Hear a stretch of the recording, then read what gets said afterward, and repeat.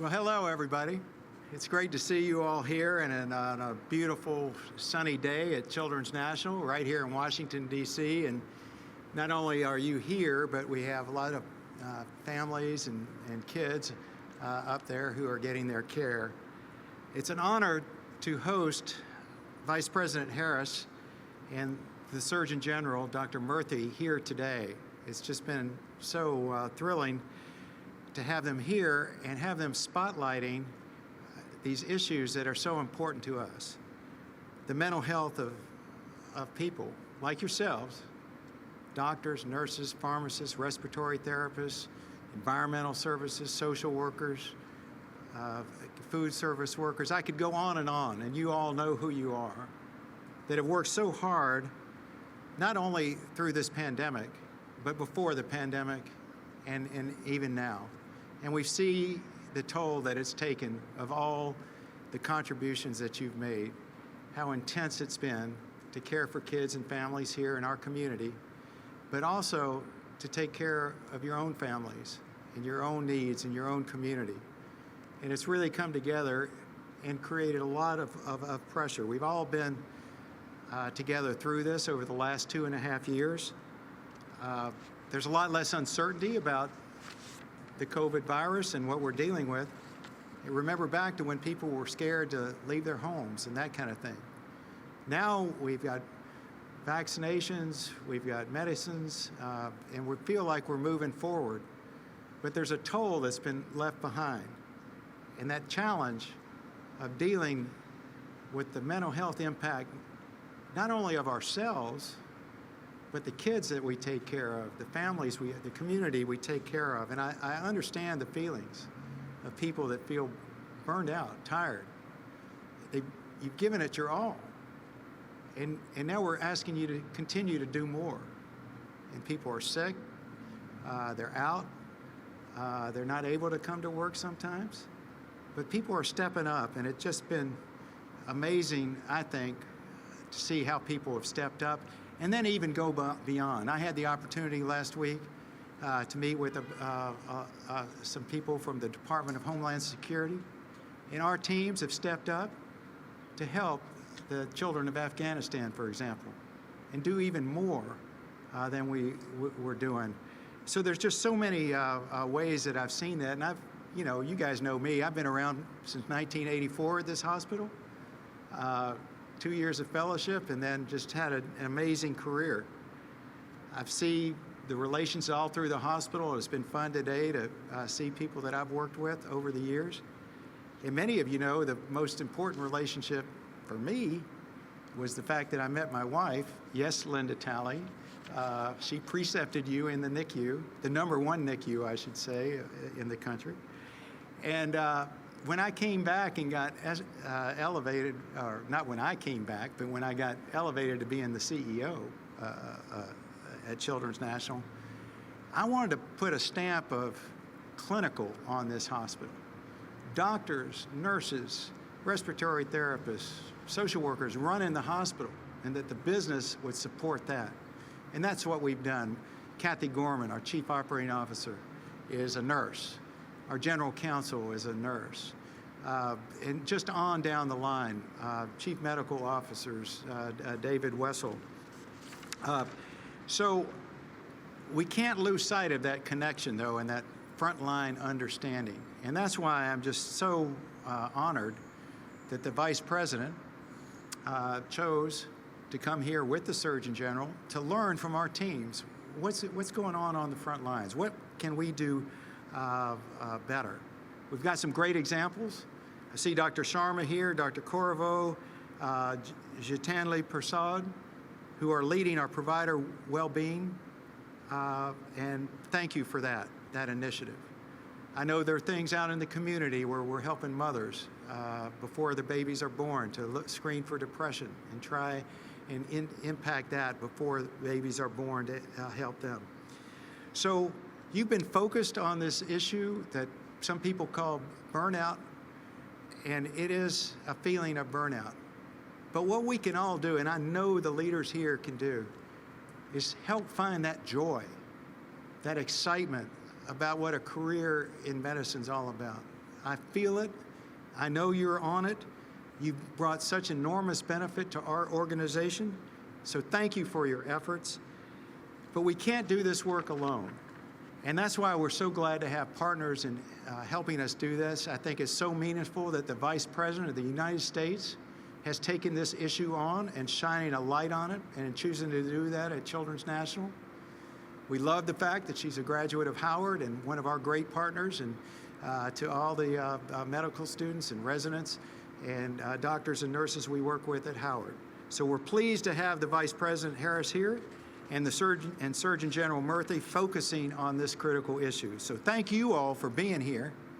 You're why we're here today. Thank you for what you're doing to help us better understand the experiences of healthcare workers and communicating that to the Vice President and the Surgeon General and to support them in their work. Thank you.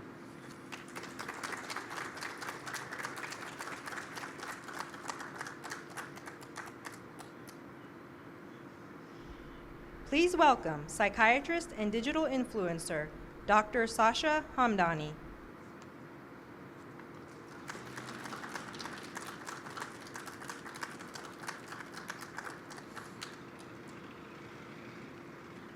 Hi guys. My name's Dr. Sasha Hamdani, and I'm deeply, deeply honored to be here.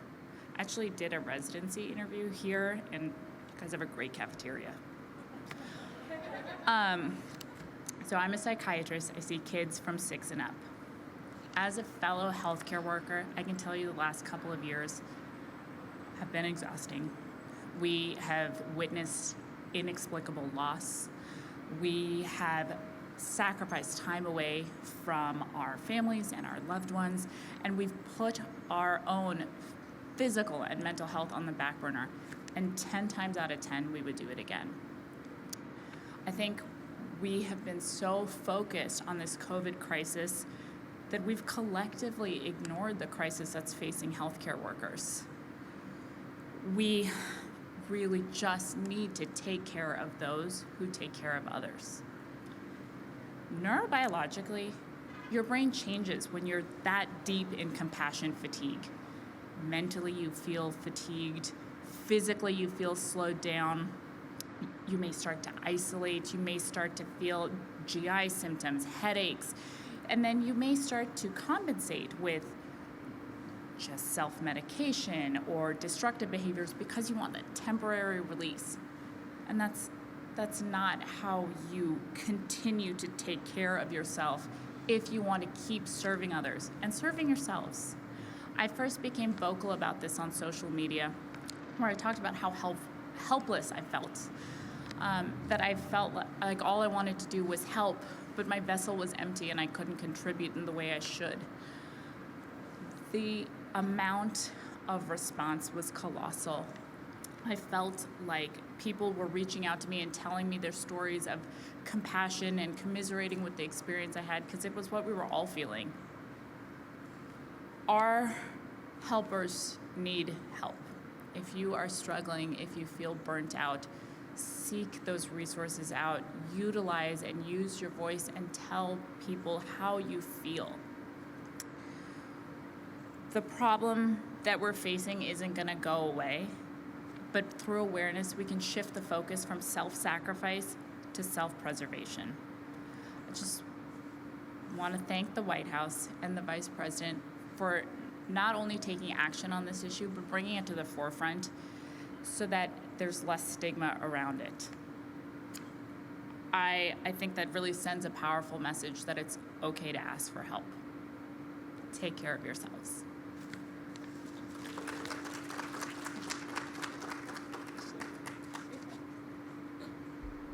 Please welcome U.S. Surgeon General, Vice Admiral Vivek Murthy.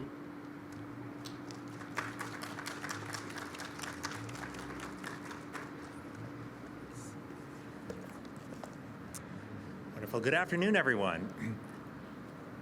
And thank you, Dr. Hamdani, for that kind introduction, for being such a strong, authentic voice on the subject of mental health.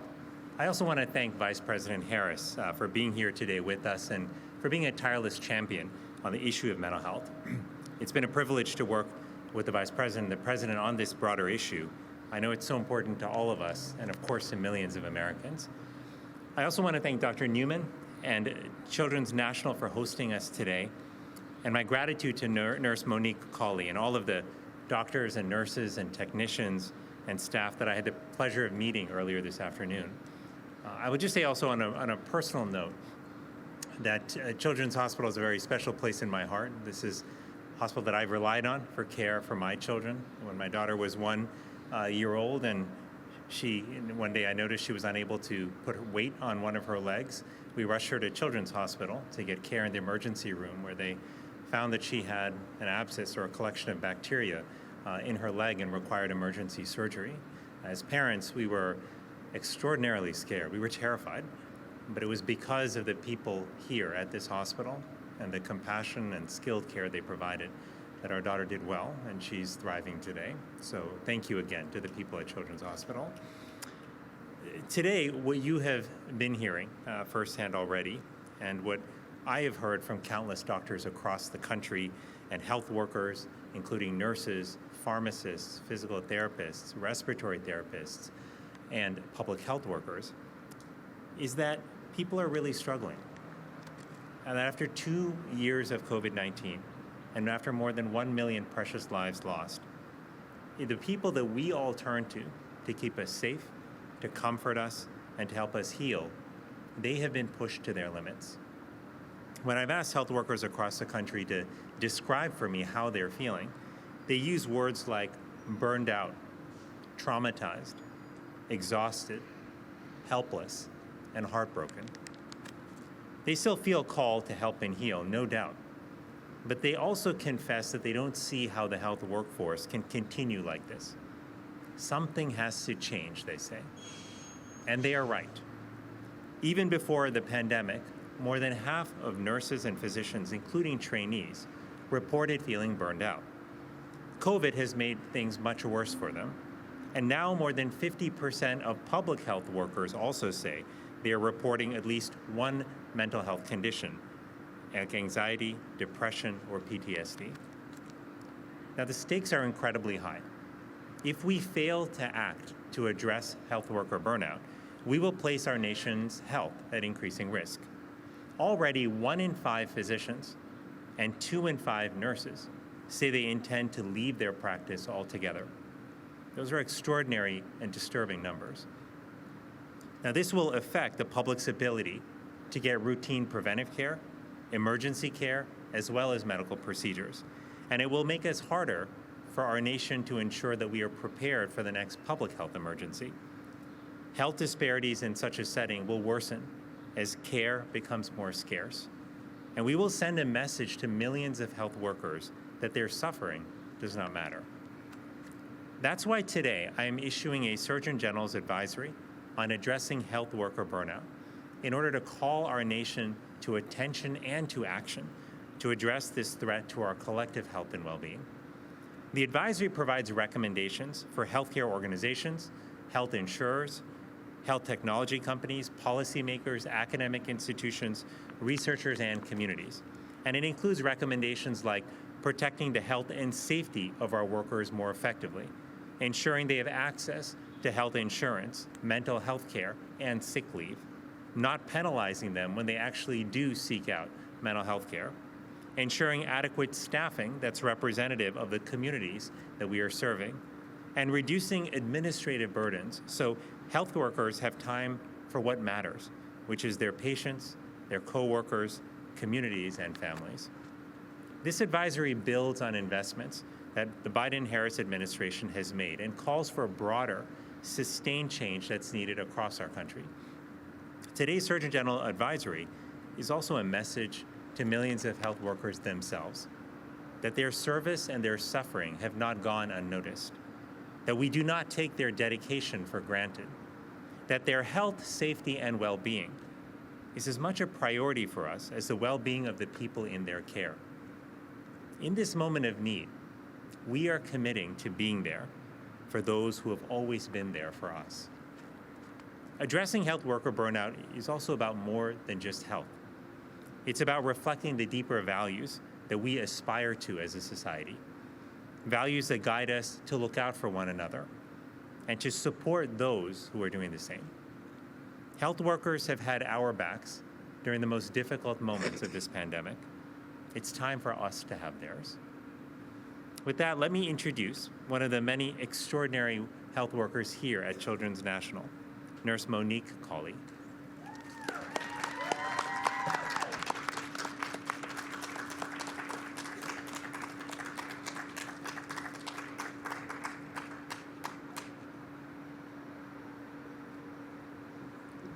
Hello, everyone. Hi, nice. The last couple of years for healthcare professionals has truly been a trial. We as nurses have found strength in various places. I have watched my coworkers work around the clock, skipping lunches to care for unstable children. I've seen my coworkers cry and laugh together. Through the pandemic and currently now, we continue to keep each other afloat through laughter, hugs, and small talk. Mental health plays a vital role in nursing. I'm glad that our Vice President, Kamala Harris, also views the importance of mental health and is here to bring more awareness of it. Throughout her career, Vice President Harris has made improving mental health and well-being a top priority. And now she is making it a top priority at the White House. It is with my honor I present to you Vice President Kamala Harris.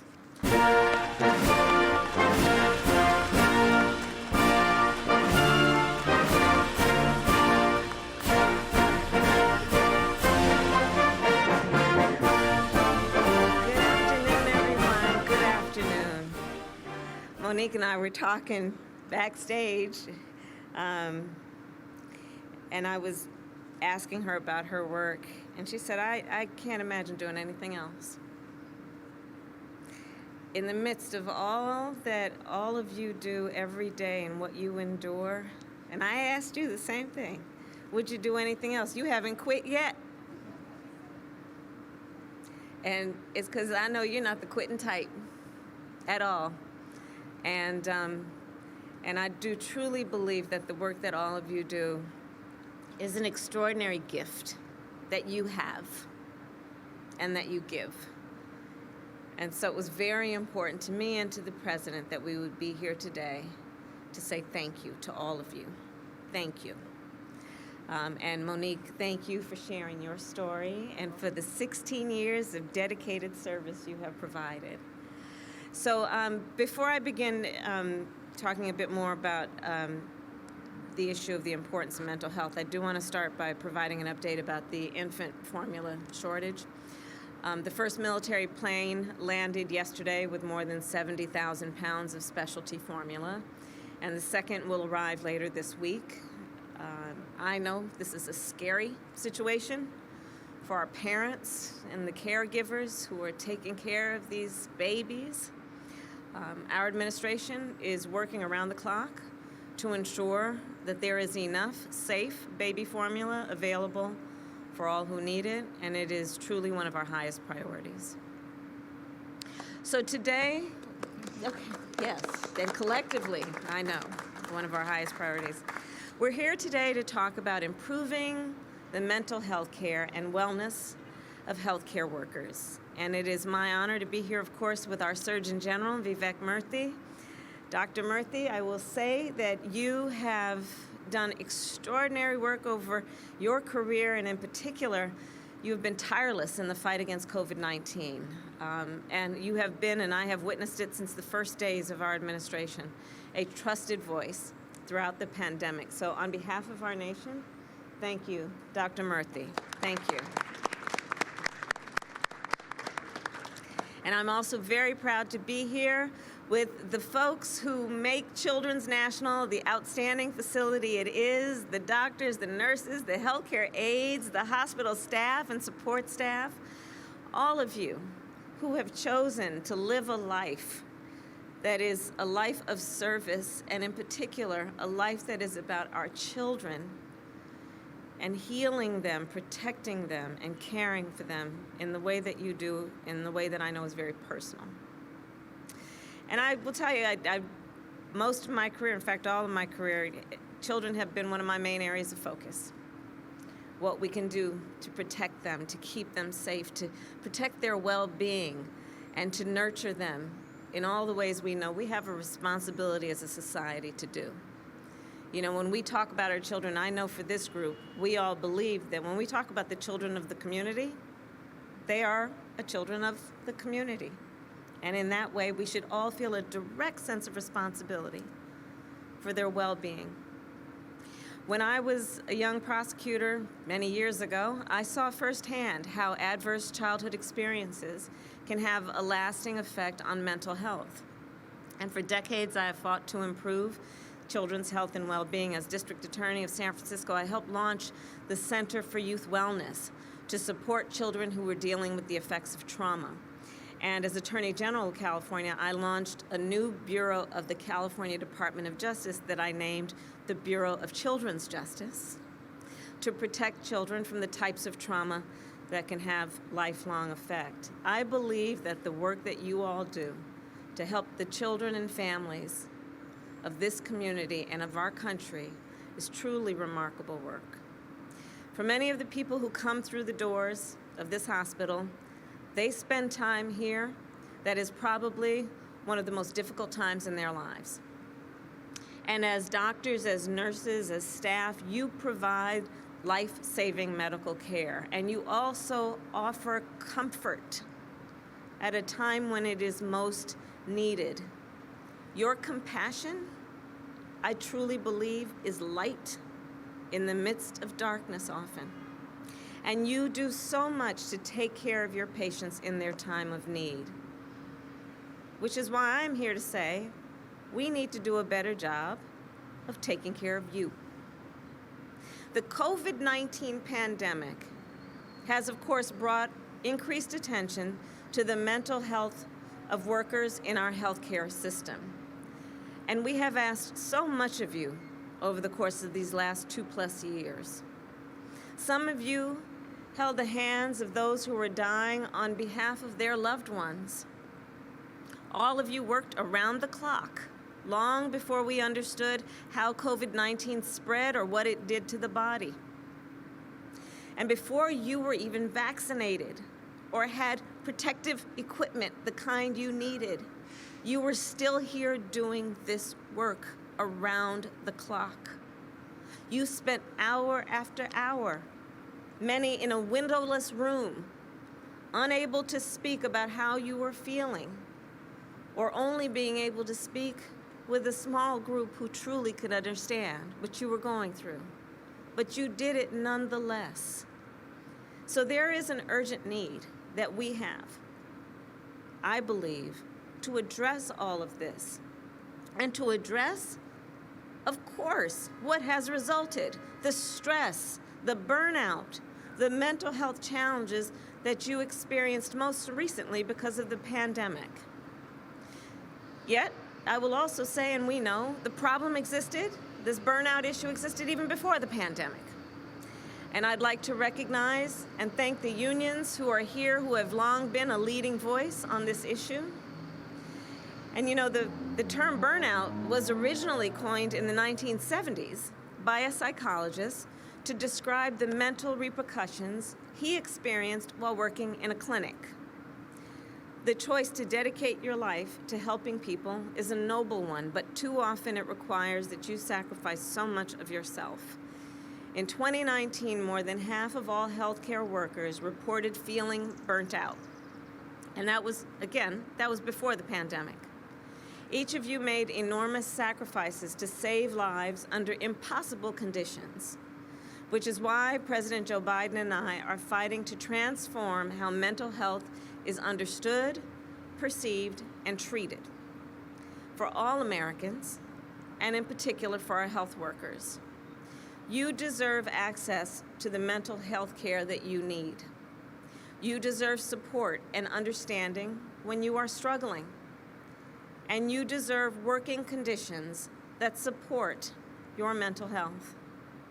That is why our administration has invested more than $100 million to expand mental health resources, including funding for healthcare organizations to create evidence-based programs around mental health and well-being for their employees. In addition, we have dedicated $200 million to train the next generation of community health workers, including workers who specialize in mental health care and are also a trusted voice in their communities.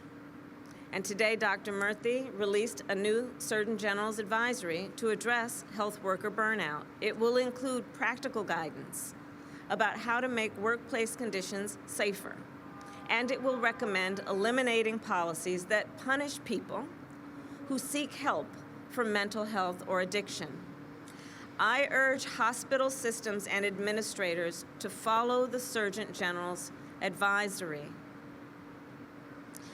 You know, the bottom line is this.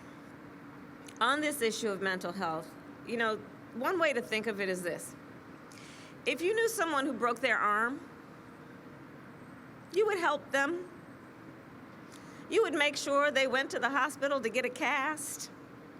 And after they came home, well, on their way home, you probably opened the door for them. You'd help them when they got home to get the support they need to heal through the point that they are feeling pain and then just need to heal. We have to do the same when it comes to mental health. I think for too long our system has failed to understand the significance of this. I think for too long when we think about health care, we act as though the body just starts from the neck down. Instead of understanding, we also need to address health care from the neck up. Mental health. So if you are struggling, please know you are not alone, that you are seen, and that you deserve to receive the help you desire and the help you need. The President and I are fighting to expand mental health care for all Americans because everyone should have access to the support they need to thrive. So with that, I thank you all again, each one of you, for the work you do. You are the angels walking among us. Thank you.